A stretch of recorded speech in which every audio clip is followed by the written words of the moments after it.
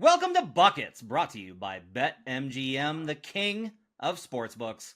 My name is Matt Moore. I'm the senior NBA writer for the Action Network, joined by Brandon Anderson, NBA futures analyst. This is your How to Bet Most Improved Player for the NBA season 2023-24. We'll go over how exactly to bet this award, what the key candidates are. We will give you best bets in this episode. We'll give you a guide to how this award has been decided, Brandon's rules, as usual, all sorts of cool stuff.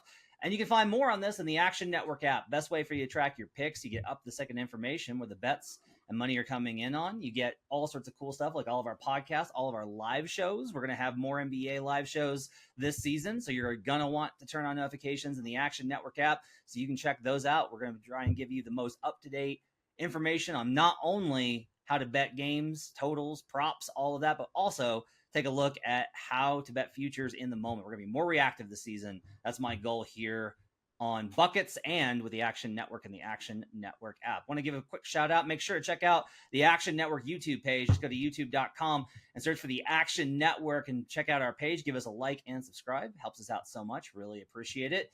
All right, Brandon. So we're recording this on Tuesday, September 26th at 5:25 p.m.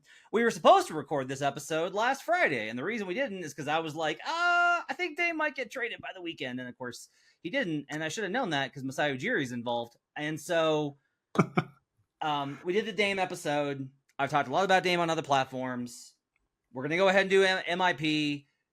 I do feel like we need to start with a caveat that this episode, the value could shift. We'll have best bets before the season on awards. We're going to do an entire awards show where I'm going to get the whole Buckets crew giving out best bets. So if things change between now and then with the trade or trades or many trades, we'll obviously react to that and give you up to the second information. But today, we're going to go ahead and hope that, I don't know, a day, 2 days, this lasts before what most people are expecting is a Damian Lillard trade before next Monday, which is media day.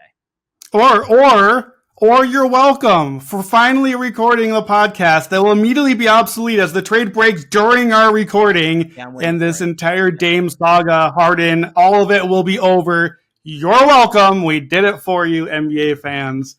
Yeah, I'm tired of waiting this one out, but what are we gonna do? I gotta get some podcasts out.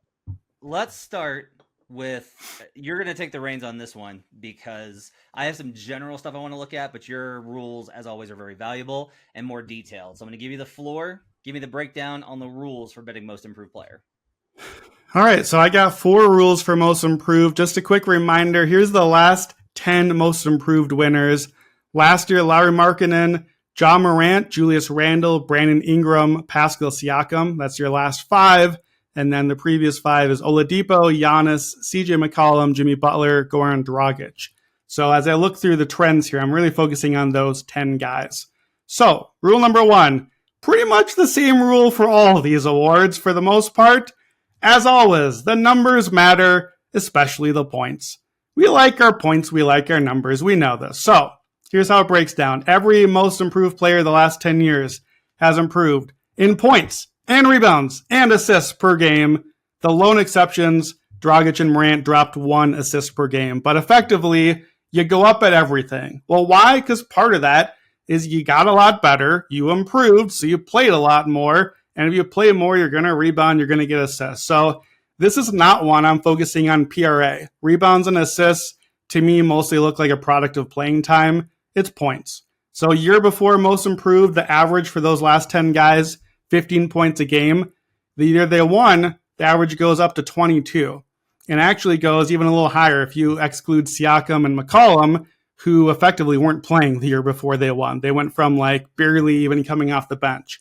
So we're looking at points per game, something like a 47-ish percentage boost. You need to go up 50% in your scoring, basically. Now, it used to be you started around 12 to 17 and took a bump. The last 4 years, it's guys who are at the 15 to 20 range. That means they're leaping up into 24 or 27 points a game, like we saw with Markkanen last year, really big jump. So we need our points. We're going to need a lot of points.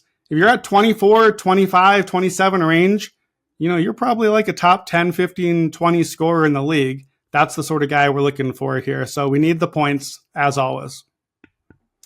Yeah, I think there are, definite pathways to just scoring, getting you home here. If we look back at some of the guys, like Lauri Markkanen is not like a multifaceted player, right? Like Lauri's not like an absurd rebounder. He's not a playmaker. He's not a defender. He just gets buckets. He was really efficient last year in terms of scoring, and being the number one option, I think, is become really important in that context. Julius Randle, I do think, is a little bit more versatile in that aspect. Ja's a really good passer. Let the assist, I think, help him there in terms of how he was able to win that award. But then you got really Brandon Ingram, and that was really like Brandon started listening to his coaching that said, hey, you need to shoot more threes. And then he shot more threes and his points went up. Amazing. And then Brandon stopped doing that because, well, things change. Victor Oladipo, I think, is like another one here where it's like Vic's a good defender, and he was a plus defender that year with Indiana. But in general, it was like kind of evolution to a number one option, and usually number one options score a lot. CJ McCollum, another one of those guys, obviously fits that mold. So this makes a lot of sense. I mean, some of this it is kind of interesting that there's this kind of split between, it's not an award defined by pure scorers. It's defined by number one options for scorers, guys that become number one options for scoring, or in some cases number two, but make that leap to at least the top two scorer on the team when they weren't that previously. Yeah, 9 of the last 10 have scored at least 20 points a game the year they won. The last 4 are all 24 and higher. So yeah, if you're putting up 20 points, 24 and higher, you are either the number one scorer or you're the 1B on your team pretty much. So you need the points. All right, rule number 2? Yep. All right, rule number 2. This one is similar kind of to where we went with MVP. The age matters here, and it matters a lot. So most improved players are young and early in their careers, but not too young. Here's what that means. 8 out of our 10 winners were 25 or younger. So half of them are either age 24 or 25, as always, using a Basketball Reference age cutoff there. So February 1 cutoff. And then we got 3 22-year-olds. And the only outliers were Julius Randle, age 26, Goran Dragic, age 27. So average age of the last group, last 10 years, is 24 years old. And then similarly, we're looking for a very specific period in their career. And I'm guessing, Matt, you and I might fight on this a little bit. We'll see when we get to the best bets on players. But in the last 10 years, 6 of the 10 winners were in either year 4 or year 5 in their career. So it is a very narrow window of 2 draft years, basically, that we're looking at for over half of our winners. The average career year is 4.5. So effectively, right in that sweet spot, year 4, year 5. Again, Dragic was year 6, Randle was year 7. It's the other 2 exceptions are Siakam and McCollum. And interestingly, those are the only juniors. So no sophomores. We've not had any sophomore win this award since Monte Ellis 2007. That's 15 plus years. That's out. The juniors who won, Siakam and McCollum, aren't really improving. They are coming from like, I didn't play at all, to now I'm a good player. Like, they're improving, but they're not improving from bad to good. They're improving from like unplayable to good. So I think if you want a junior, a third-year player, you probably need to look at somebody who's not already kind of good and improving. We don't have a recent historical precedent for that player. That's the year 4 and 5 guys. So yeah, I've got a couple other notes here, but I'm going to stop there. What do you think about the age 24, the year 4 and year 5 thing? I'm with you. 100%. I actually think we're on the same page here. Okay. I think there's been like an evolution I want to get to when we talk about the award in terms of the profile that we've seen over this span that you're talking about versus historically. But like a kind of what you're referring to, the ones where they're not playing, the most hilarious one. And it would have been really funny if like I was at Action in 2016 when CJ won, because the season ended for the Blazers and immediately everyone's like, oh, CJ's winning most improved player next year. Yeah. And then CJ won most improved player. Yeah. Like, it was just very obvious because it was like they cleared out space so that CJ could play more. CJ stepped in, filled that role, and scored a ton of points and won the award. And so when you have, I think that's one of the things that most improved, I definitely think does in part refer to opportunity, because Brandon Ingram got more opportunity when he won with the Pelicans. Julius Randle, quite honestly, got a lot more opportunity with the Knicks than he had in his previous stops. So he was a winner. Like, the kind of tie here is the first couple of years, if you have not established yourself as a 1A star, like if you don't win Rookie of the Year and it takes you a little while to earn that spot, once you earn it, which is usually 3-4 years, the game slows down and you start to understand it, you're starting to enter your prime and you're a vet. Now all of a sudden it's like you get more opportunity. That to me is like the corollary here, is that we can take the age and correlate that with usage opportunity, and that probably gets us to a nexus, if you will, of what we're looking for. Yeah, I think that that's right. And to me, here's the interesting takeaway on this one. If you look at odds, and we're going to get to the odds, we'll get to our favorite bets, but on most odd pages, let me run through some names that this rule, a lot of times my rules don't necessarily tell me who's going to win, but they often tell me who might not win. They give me enough red flags where, especially if I see a couple of them, like, this may not be the right candidate. So here are some names of guys who are too young to win this award. If we're right about year 4 and 5 or year 3 needing to be that step up. So year 2, the guys who were rookies last year, I'm just going to rattle them off. We know the guys: Paolo, Jabari, Keegan, Ivy, Mathurin, Shaedon Sharpe, Jalen Williams. These are guys who are high on the odds rankings right now. Not as much as year 3. Cade Cunningham, who's second in most of the odds right now, year 3 player. Jalen Green, Evan Mobley, Scotty Barnes, he's popular right now. Josh Giddey, Franz Wagner, popular choices, high in the odds rankings. Austin Reeves, undrafted but third year. Şengün. Every one of those guys that I just mentioned, by this rule, are effectively ineligible to win most improved. So here's what that means. I counted up the odds, and if you go by consensus odds at BetMGM and in the other books, 12 of the top 20 guys are off the board if this rule is true. 12 of the top 20 are not actually bettable choices. So we're down to 8 out of 20, and that dramatically shifts the odds and tells me if we're right about this, there might be a lot of value here because we are pricing in a lot of options who don't really fit the usual pattern.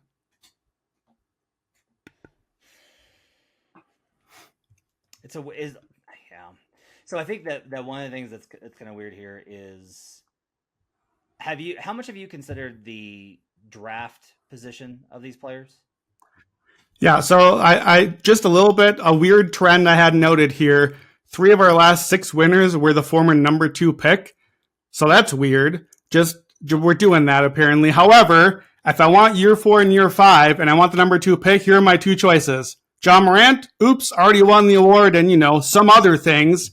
And we're left with our most improved player, James Wiseman. No, thank you. Not going to get my money. So yeah, we do have the number 2 pick thing. It's weird though, because I think what you're hinting at is we're taking these top picks. Like last year, Anthony Edwards was the favorite going into the season. The number 1 pick, who everyone knows is good. So now we're at Cade as one of the top choices, who was the number 1 pick and had this breakout summer, getting ready for Team Select, whatever it was, the team that lost to all the other teams at the World Cup, that team. So Cade is high in the list. Scotty is very popular, who literally won Rookie of the Year, and now he can be most improved. Let's transition this into what you brought up about the historical pattern, because I don't really have that as a rule, but you're right. Isaac Austin is not winning most improved player anymore. And some of the guys that this award used to be for, hey, buddy, you made it. You're in the rotation now. We're so glad you're part of the team. That is not this anymore. So talk to me a little bit about that. Yeah, so if we go back into the 2000s, right? Because I think you do have to kind of keep this somewhat recent. The last 20 years, I think is at least a good starting place. And when we kind of look at this, we've got Bobby Simmons won it, and then Boris Diaw, and Monte Ellis, Hedo Turkoglu, Danny Granger, Aaron Brooks won this award. Kevin Love won the award, and I think that's when we started to see Love is the first one I can kind of track an 11 of highly hyped prospect, supposed to be really good, gets more opportunity, and wins most improved. Is good now. Yeah. And then Ryan Anderson, so we kind of go back, right? Like we have Kevin Love, and then it goes back to Ryan Anderson, which is like, oh, hey, look at this guy. Well, he said Ryan Anderson is kind of like Kevin Love, right? This is a pretty similar player. So maybe we just decided to like fall into a lane for a while. And then Paul George, right? And then Dragic, which I think like we can admit like that's a universal outlier. Like Dragic was very clearly an outlier where it was like, well, and international, I think, leans into that as well, because it kind of changes your career path for coming from international. Yeah, it does. And I also just think that, like, look, if a rotation player winds up, like, flirting with the MVP discussion at age 27, then, they're probably going to be in consideration for this award. And we'll tell you about it then. Jimmy comes in 2015, and that's one where it's like that's I think a little bit of an outlier given his MO. But it's also kind of representative of guys that evolve into, like, he was a 30th pick. And so, but like he evolves into a star. And really what you start to see here is like PG in 2013 was a star. Like that team made the conference finals versus the Heat, right? So we've got Kevin Love kind of starts it, and then PG's a star, and then Jimmy Butler's a star. Then we go back to CJ, and then we go to Giannis, and then Victor Oladipo, who was an all-star that season. And then Siakam, who was an all-star that season, and then Ingram, who was, and I know you're going to talk about this in the next rule, but it does kind of give us this kind of the shift that we've seen over time, which is it doesn't even matter if they were drafted expected to be stars. Like this is the big thing I think to consider when we talk about this point is don't let your preconceived notion of what their career was supposed to be deter you from the value, because a lot of people are like, a lot of people are still mad because they're like, how is Ja Morant most improved? Like he was the number 2 overall pick and was given the franchise from day one. And it's like, you're absolutely right. But it's more a matter of like, did you honestly make a leap to where even if you were supposed to be there, this isn't most improved versus expectation. This is just most improved. And that to me, I think is a key point as we move on. Yeah. So I'm going to go right into rule 3, because that's effectively is half of what rule 3 is. So all 10 guys looking back, every one of them leapt into all-star and even all NBA consideration. Why do I make that distinction? We got 24 all-stars, usually more like 30 by the time we have some injury replacements and whatnot. All NBA is 15. That's half. That's half as many all-stars. And we'll get to the numbers in a second. So kind of what you were saying, a few notes. This is not an award for the guy that went from a fringe of the roster to a sure rotation spot. We're very happy for you. We should have an award for you. We don't have an award for you. I'm sorry. We've changed it to New Superstar Award. That's this award. Yeah. So it's also not for surprisingly steady contributors or like great Dorian Finney-Smith 3-and-D role player that we found off the scrap heap. We don't do the award for that. Importantly, it's not for Jeremy Grant or Christian Wood or Miles Bridges, guys who step into a new higher usage situation and get the numbers, but like we know they're not all-stars. We know they're not all NBA type guys. And I think Lowry is interesting here because as you know, and you would call out correctly in me, I kind of discounted him last year. I counted him into the Jeremy Grant, Christian Wood sort of grouping. I was like, oh, it's cute. You're in Utah. Somebody's got to score. I guess it's you. But when you look at the numbers, as I've had to, he legitimately got a lot better and efficient and is an all-star and is an all-NBA caliber player. Like that part had to come with it. So here's the numbers. If you look back in recent years, and even it's not even the whole 10 years, like you said, Dragic and Jimmy, not quite that far back. So 5 of our last 6 made their first all-star game the year that they won most improved. So I know we always talk about all-star game as an important check mark there. None of our 10 had previously made an all-star game. So that's another kind of red flag that you would think, they're a star already. But we've got guys in the odds that are a little high on the list where it's like, you've been an all-star before. So that's out. And then why I made the all-NBA distinction. One last thing here. 6 out of our last 10 made all NBA the year that they won. So you're a top 15 player. That's how much you improved to. And 3 of them barely missed. They got votes. They finished effectively 4th team all NBA or maybe 5th team. Only CJ McCollum was the only one that did not get a single vote. So to me, that's an important distinction. You don't just need to become an all-star. You need to be like a top 15 or 20 player. You got to be one of the true NBA stars we think of. So I think one of the interesting things here as we look at it, well, first off, I'll just say this, and we told you this last year and we'll repeat it now. When the first all-star returns come out, look for the guys that have not been an all-star before. Yep.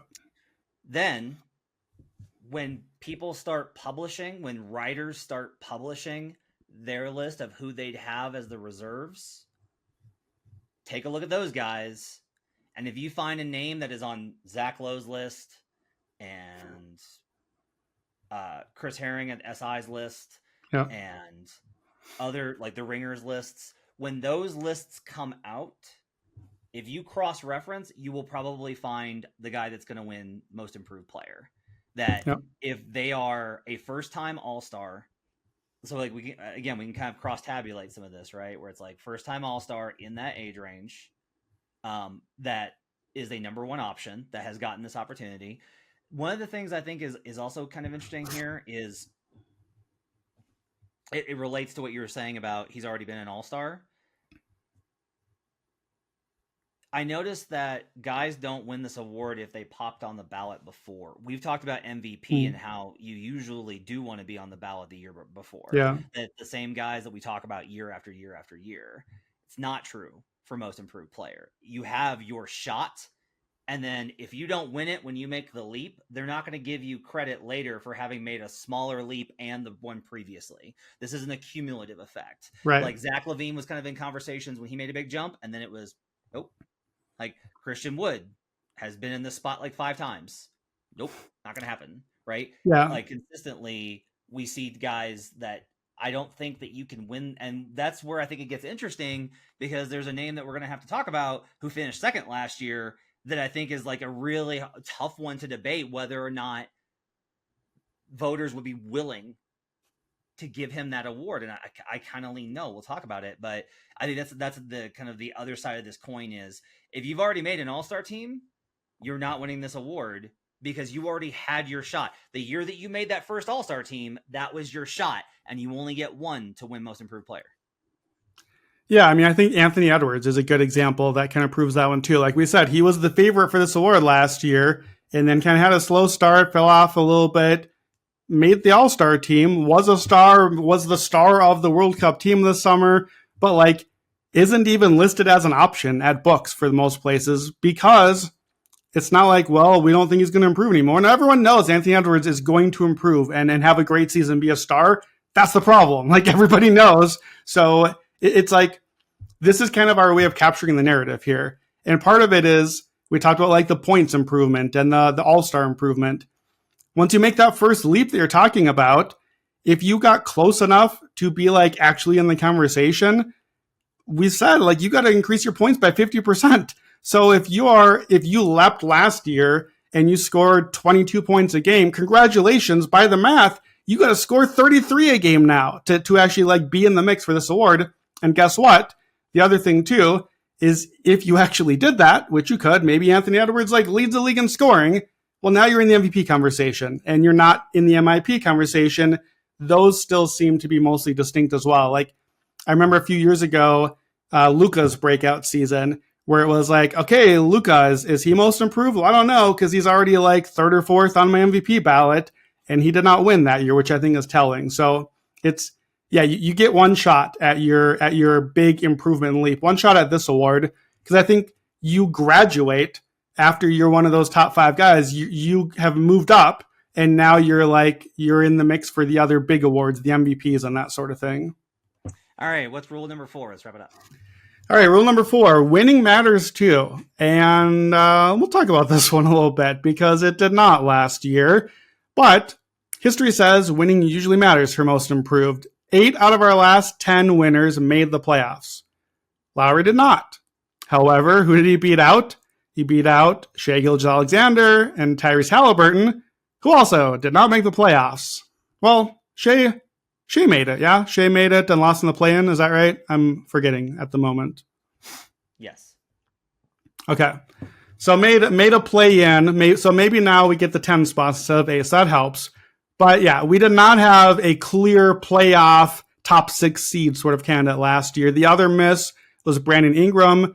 Ingram barely beat out Bam Adebayo the year that he won. Bam made the finals that year. So we're looking for a playoff contender. That is to say, don't just bring me your empty points on a 25-win team. That's the caveat here. Usually, these are not teams going deep in the playoffs. They're just not bottom feeders either. They're that like 5 to 8 seed range. Like Julius Randle is kind of a good example of improved, is a star, makes the leap, gets the all-star team gets to the playoffs, team loses in the playoffs because they were relying too much on Julius Randle, the brand new star who wasn't ready for that next level of stardom yet. That's kind of the sort of bullseye spot we're looking here. So I'm a little concerned. We did not have a playoff winner last year. So is this still a rule, or is this another one where we don't really need wins anymore? We'll just kind of toss that one to the side a little bit, like we've seen in some of our other recent awards. I mean, I think there's a floor. Okay, with Laurie in the lineup, they were on pace for a 39-win team, and that's not good, right? But it does reinforce your point of you can't be putting like Jalen Green, just hypothetically, not a great candidate for this award, right? Maybe he wins. Maybe he makes a huge leap and does the whole thing, and they get to 30 wins. But like, I think it's hard for you to win if your team is below 30 wins. I think it's difficult if your team is below 35 wins. I think it's very doable if your team is above 35 wins. I don't know that you need like a playoff team. I think it helps. I think this is probably less of a rule and more of like a bonus. I think you get bonus points if your team wins. But if you make a massive jump as a number one option for a team that is within spitting distance of 500, I think you're probably in range here. Yeah, and I think Haliburton last year is kind of a good example here as to why do wins matter. Maybe you're right. Maybe it's not that it's a rule as much as an indicator or a bonus, where Haliburton's another one, where the Pacers, when Haliburton was healthy, were right in the mix. They were similar to the Jazz by their win record pace. And then they decided to tank at the end, because guess what? If you're not very good, then you tank at the end. If you're not a playoff team, then you try to improve your draft pick a lot of times. And how do you do that? Oh, I have a good idea. Sit the guy who's a star in our team and is going to make us win games I don't want to win anymore the last 3 weeks, right? And then I'm not voting for you to win most improved if you're just not playing games the final month of the season when I can be excited about this other star making a push for the playoffs or that sort of thing. So yeah, it maybe is not a cause effect. Maybe the wins are the effect, that they're the indicator of the fact that your guy is at least good enough to keep on playing and pushing. And I do have one of my 3 picks as we get to some of the guys now doesn't really fit a wins level I'm comfortable with, but fits enough of the other stuff. So yeah, let's talk about some of the guys here. Where do you want to start? Let's give me, just go ahead and give me you got 3 bets, and then we can kind of take them apart, and then we can talk about some of the other guys. But give me the 3 best bets that you have for most improved player.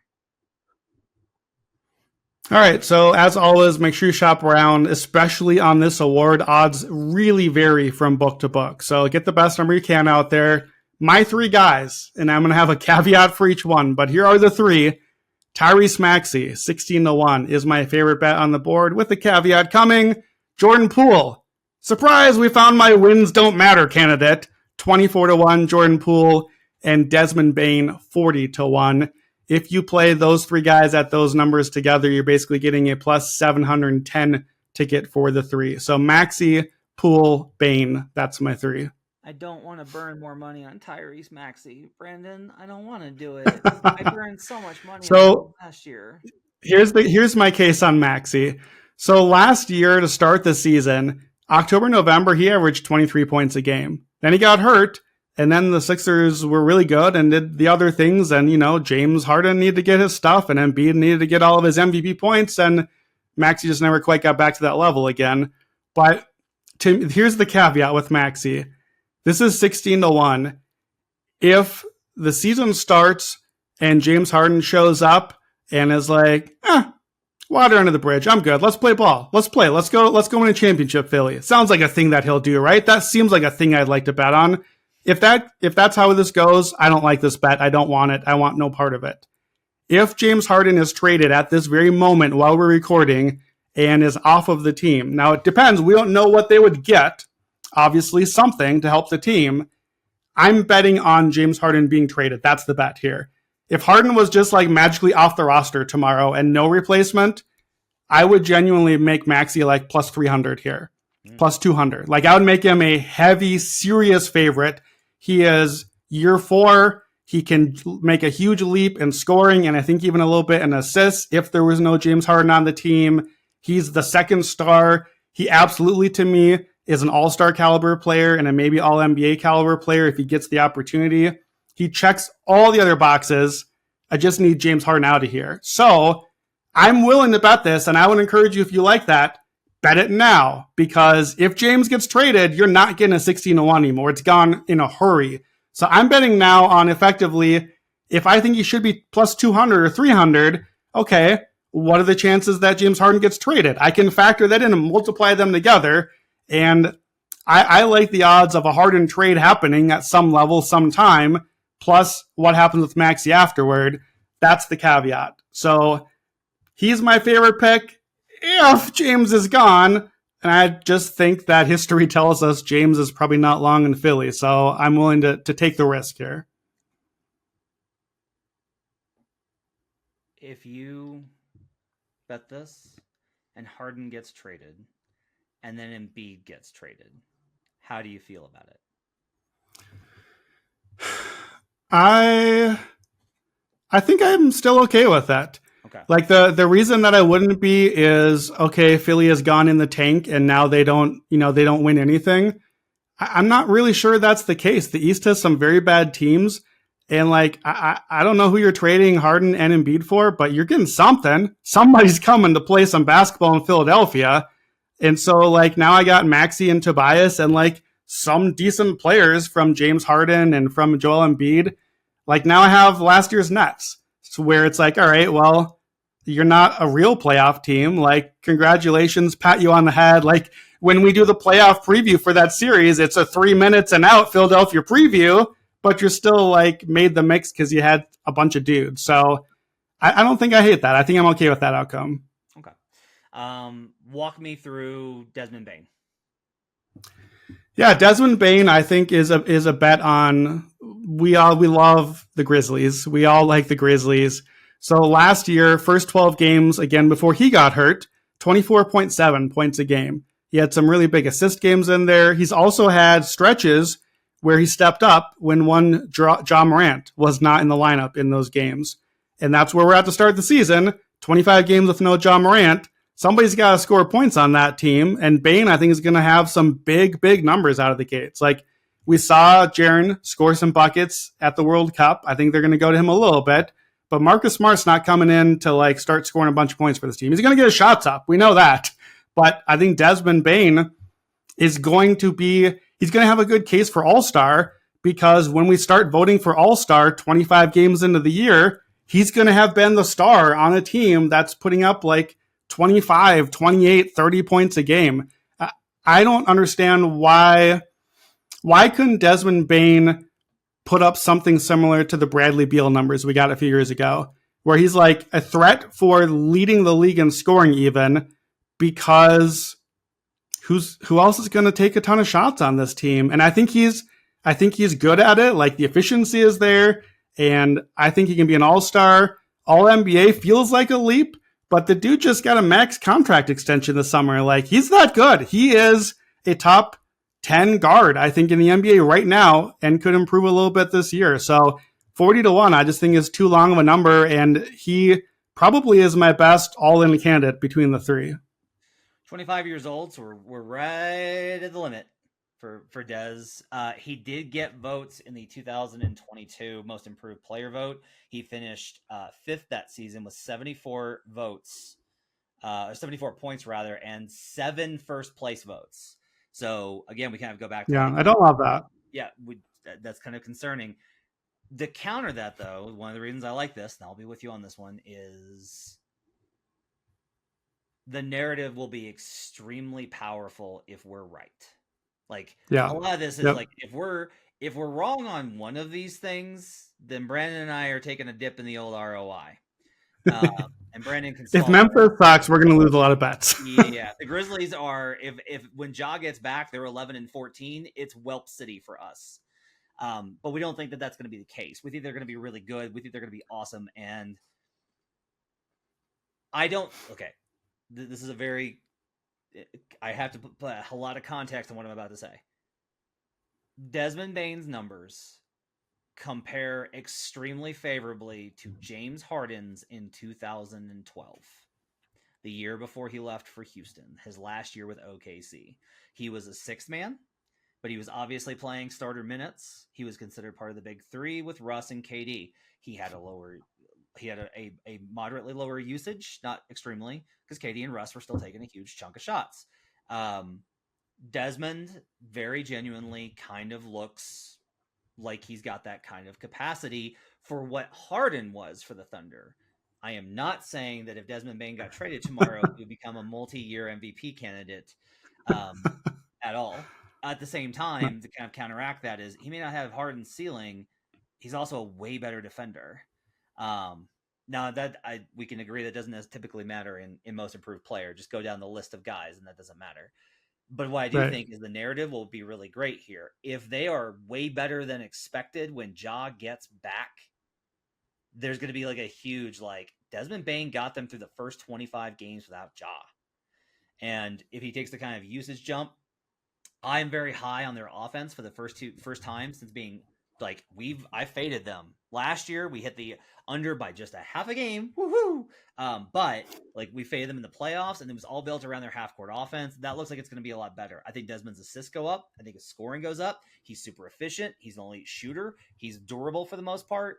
I'm with you. I think this one is a really good bet, despite him having previously appeared, because this is an opportunity for him to make the leap that we're talking about. Desmond went from young guy, pretty good in 2022 to he was young guy to he's like a solid rotation piece. He has the capacity this year to go from there's Ja and Jaren, and then they've also got Bane to no, it's Ja and Bane and also Jaren. And that leap with the All-Star consideration, I think, is really important. Love this bet. I can't believe you have Jordan Poole. I can't believe I'm hearing Jordan Poole come out of your mouth. Please explain this to me.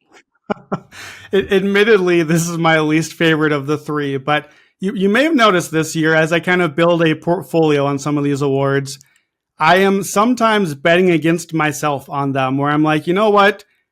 What if my rules are wrong? We talk about the caveats of what if winning doesn't matter as much? What if the award is changing trajectory and I'm working to maybe add one name in each portfolio where it's okay, what if the award is moving this direction?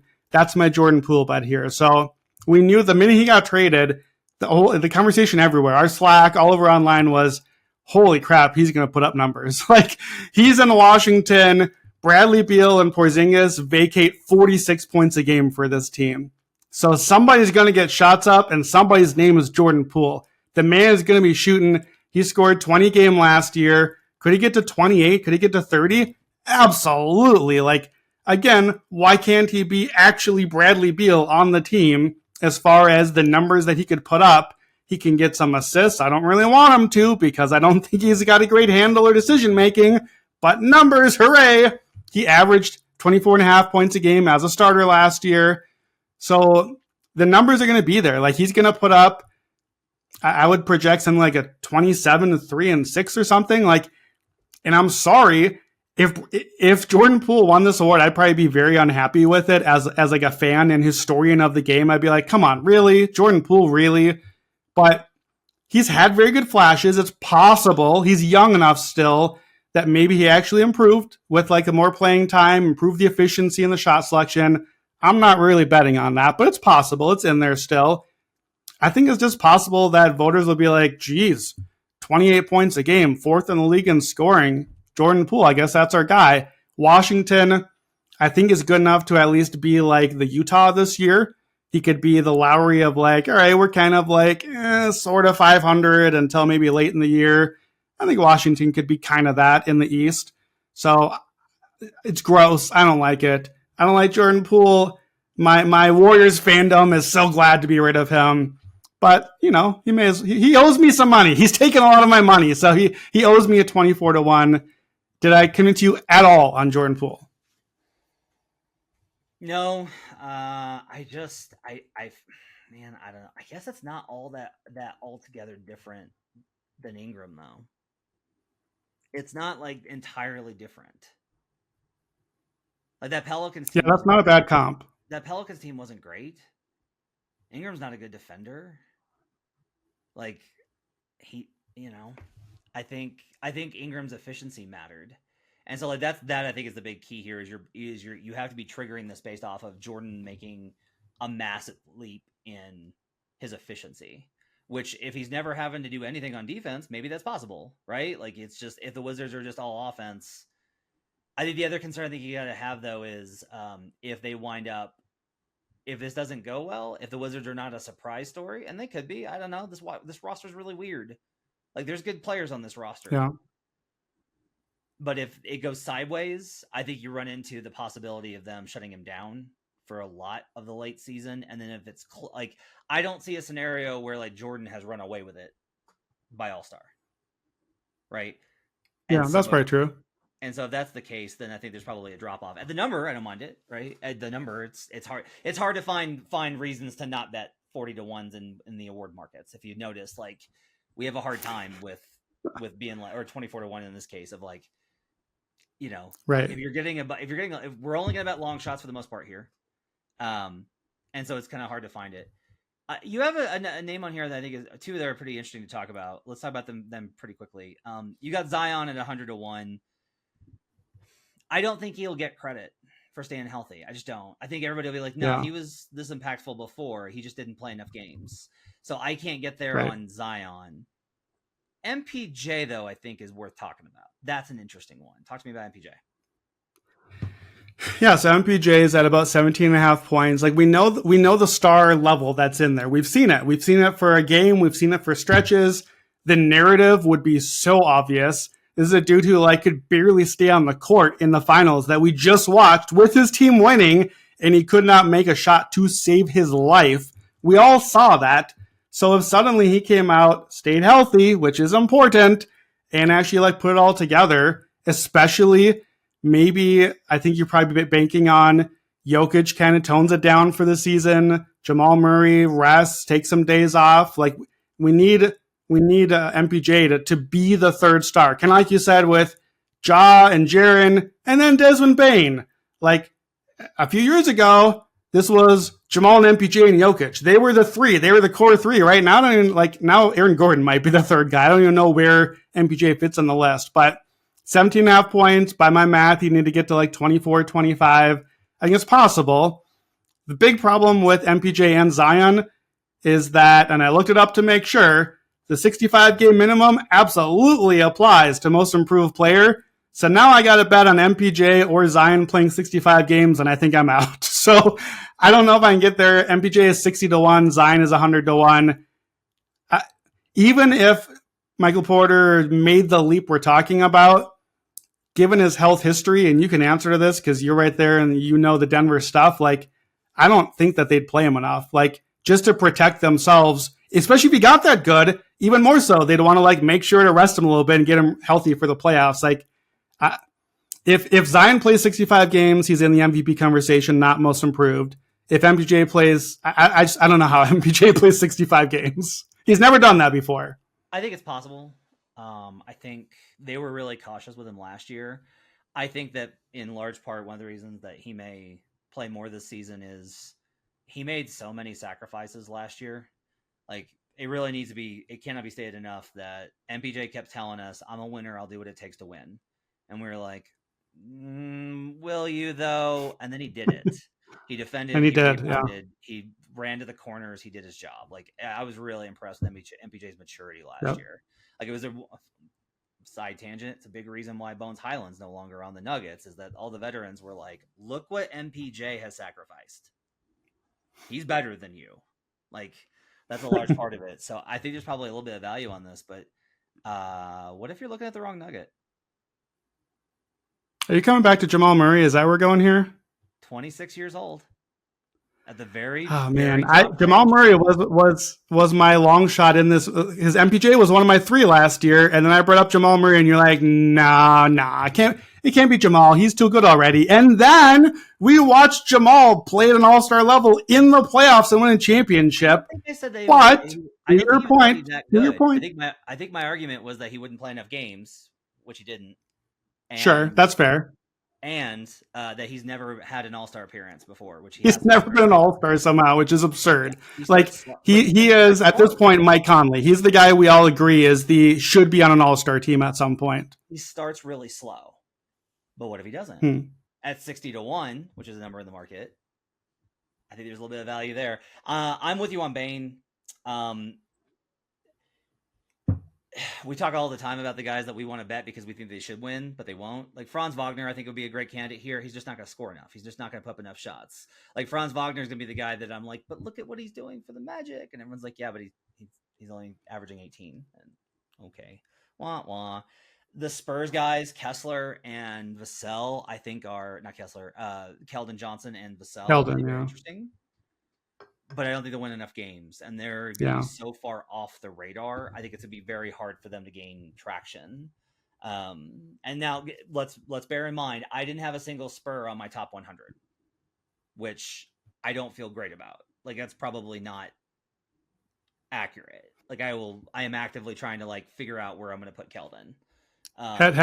Just to clarify, did you consider rookies? Did you consider Wembanyama for your list? I never consider rookies. Didn't think so. Until they've logged him in it to me. Yeah. Let's talk about the top real quick because we should mention, like we've discussed before, that like I won't take anybody below 9-1 in preseason. It's a new rule I'm trying this year. There's a name here at the top that I think does qualify. But let's talk about the 2 top ones. Mikal's plus 650. Mikal Bridges. He got votes last year. I will say I don't think it wouldn't surprise me if he won at this number. This isn't like there's no way he should be the favorite. Like I get it. Mikal's like extremely well respected and is he put up some 40-point performances last season. The Nets may very well be like a 500 team. 39. Like there's no reason they can't be in Utah's range. Like there's just no reason they can't get there. And so if that happens, maybe there's carryover where it's like if Mikal goes from like, hey, you know who's been really good for the Suns while Booker's been hurt? And then, hey, you know who's been pretty good for the Nets since the trade? And he goes to like, hey, Mikal Bridges, but he's going to have to make like a leap into like top 5. Like, do I think that Mikal Bridges can average 28 plus? Like, is that a reasonable thing to kind of expect? What did he average last year with Brooklyn? Well, so that's what I was going to say. So he averaged 20 for the season, but he averaged 26.1 in Brooklyn on 61% true shooting. So, like, to me, this one's interesting. I think he's the right favorite. He is this year's Tyrese Haliburton. Like, we saw this a year ago. We saw Haliburton go to Indiana. We got 2 months of what does he look like in a bigger role, and we were like, huh.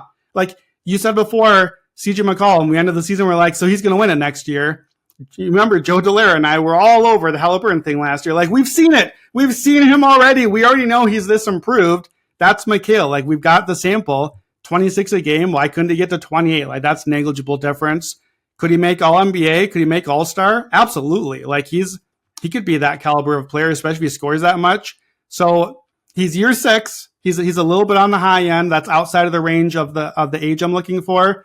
I think, though, I would have a hard time betting a favorite on this award. I don't know the history of do the favorites win most improved, but I feel like no, just because we're surprising. But if you want to ignore the portfolio stuff and you want to listen right now, bet one time and check back at the end of the year to see if you won, I think that's your bet. Like, I think Mikal is your most likely, most improved winner. I think that he's the obvious candidate. But I thought that about Haliburton last year. I thought he maybe should have won, and then he kind of fell off toward the end. We'll wrap with Cade, but I do want to talk about this for a second. I'm going to bet Hallie at 100-1 at MGM. I'm going to bet under. Okay, you're gonna have to talk me into this one because he already made an All-Star team, right? Yep. Already made this would be an outlier, right? Already made an All-Star. Already got votes last year. He's breaking our rules. I fully admit this. What would cause what causes a player to break our rule set? And my answer would be if he makes such a leap that everybody goes like, "Oh no, I thought he was like a fringe all-star." No. Like Tyrese Haliburton is like a top 5 guard in the NBA. And I am telling you that I think the Pacers are going to make enough noise for that to at least be worthy of this bet. That like Okay.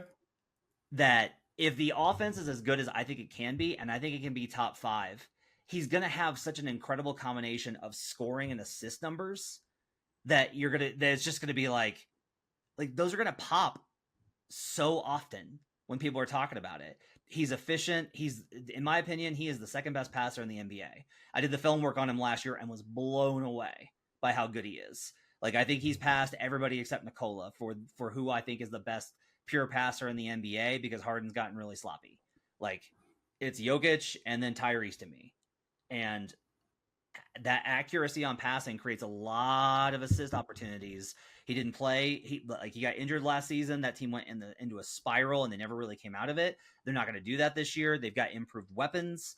To me, this is, if the Pacers are all of a sudden like a big story, I think Tyrese Haliburton goes from like the last second addition that rubs it in the face of Wally Szczerbiak to like, no. Like Tyrese Haliburton's on another level.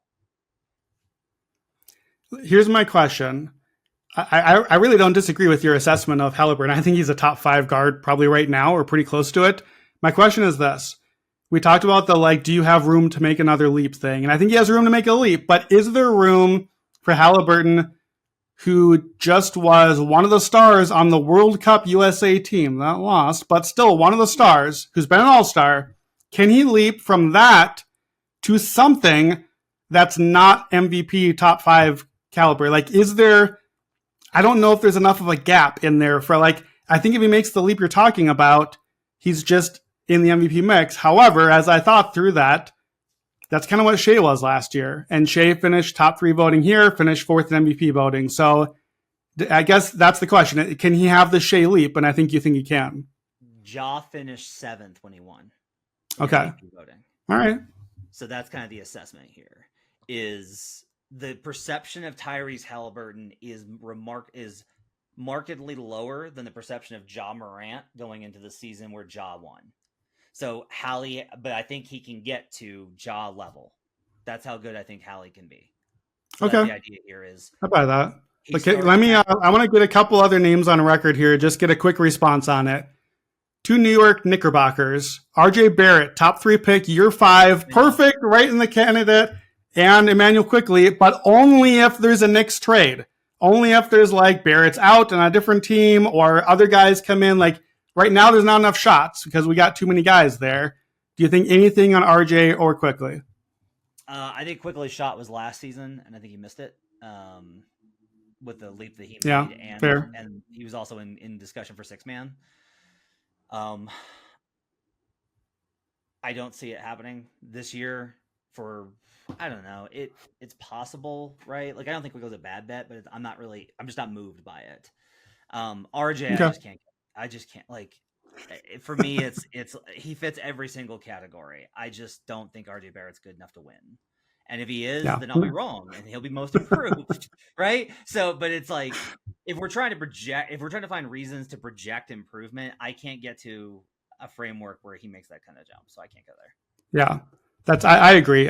Effectively, he is Jordan Poole to me. He would be a hate bet for me where I'm I really don't want to make this bet, but I guess he fits all my categories. That's kind of where I'm at with that. 2 more for you. How about the other guy that might be on a different team by the time someone listens to this? I see a 60-1 right now on Tyler Herro. How about Tyler Herro on some other team?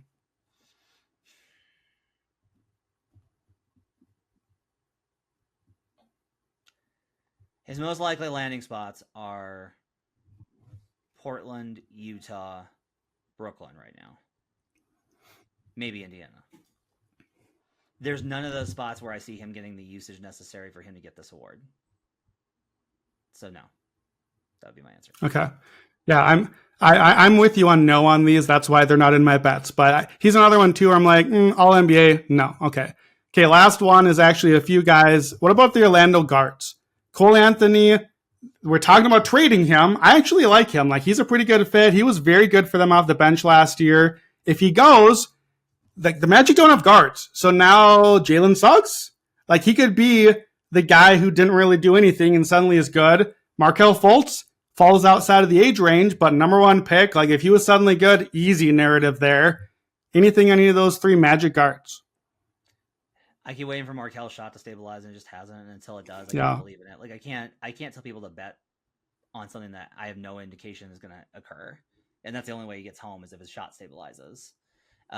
Suggs, I think, is interesting because the only problem is like his identity that he's being kind of molded into is like he's an elite defender. Like Jalen Suggs is really good defensively. And he's another one of those guys where it's like, what happened? Like, he was such a good scorer in college. You know who else was a really good scorer in college? Marcus Smart. And, like, that doesn't... So, like, if I could get a bet on Jalen Suggs is going to win Defensive Player of the Year at some point in his career, I would absolutely bet that. But I don't want to bet him for Most Improved Player next season. All right, that's fair. They're guys I'm watching, but I think I'm with you on it. Let's wrap up with Cade Cunningham because he's second in the odds.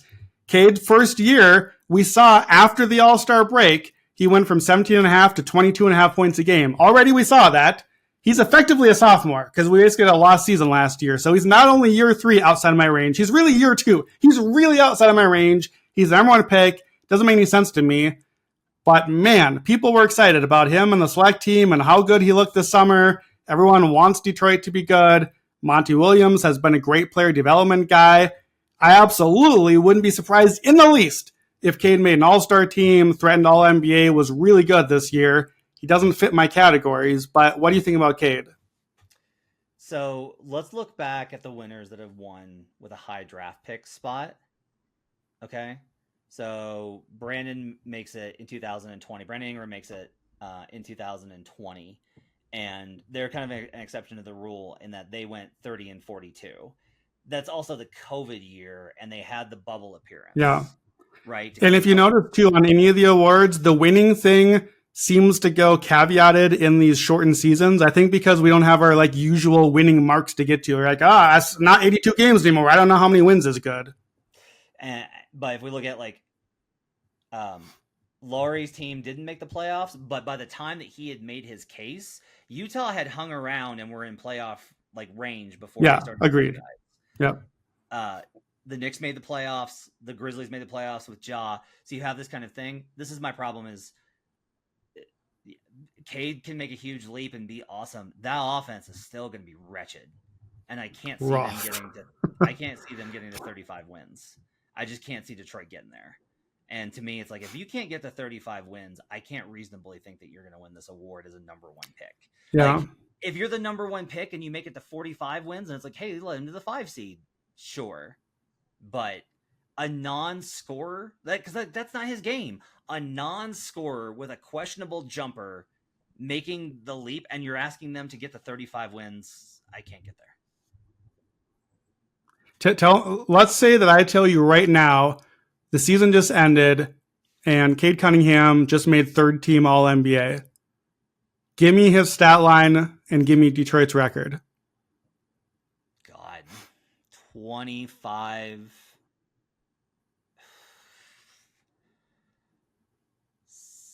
between 6.5 and 7 assists. Rebounds, assists. Okay. I don't have that. Yeah. Can he basically do like? Could he do the LeBron 27-7-7? Could he put up that number? Like, that's like not saying he's LeBron, but that's the sort of player we're hoping him to be, is that kind of do everything wing handler type player. Can he get there? I don't think so.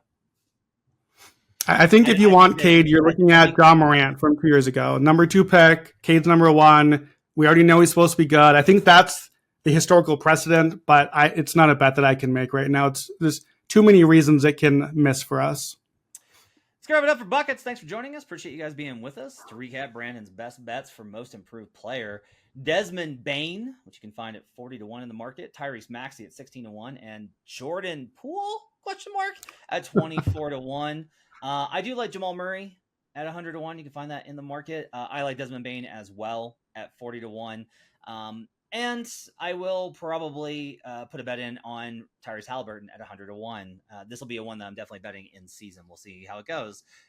Yeah, The surprise. That's how to go. My thanks to David Payne, our producer, and our crack video crew putting these things up on YouTube. Make sure to check out the YouTube page, the Action Network app. We'll see you guys again next time. Thanks for joining us. Till we see you again, let's get buckets.